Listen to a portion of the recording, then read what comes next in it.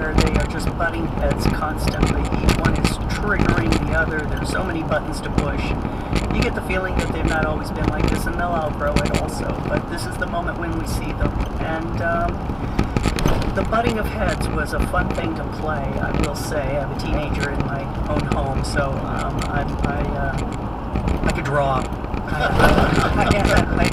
I had wells and pools of experience to draw on in that arena. Yeah, there's almost a throwaway line that is all the more powerful for it that your character, Marion, the mother, has when she just says, well, my mother was an abusive alcoholic.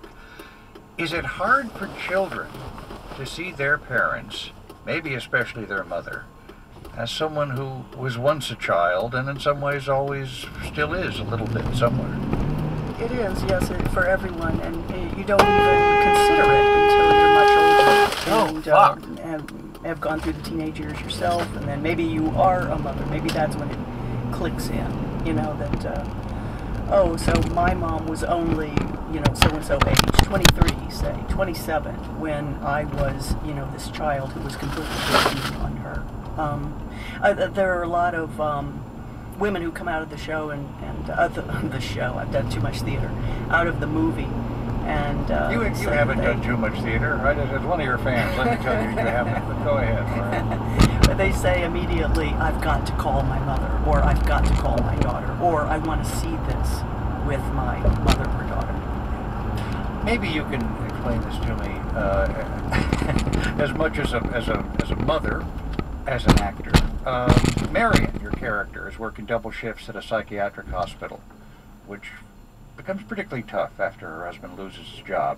And we see the mother at work a couple of times where she is thoughtful and understanding with the people she works with, and patients especially. And you sort of wonder, her daughter doesn't get the kind of break that right. I think Greta was so smart to write in those tiny little tender moments because, you know, the fighting just could get old after a while because that's all the mother and daughter do.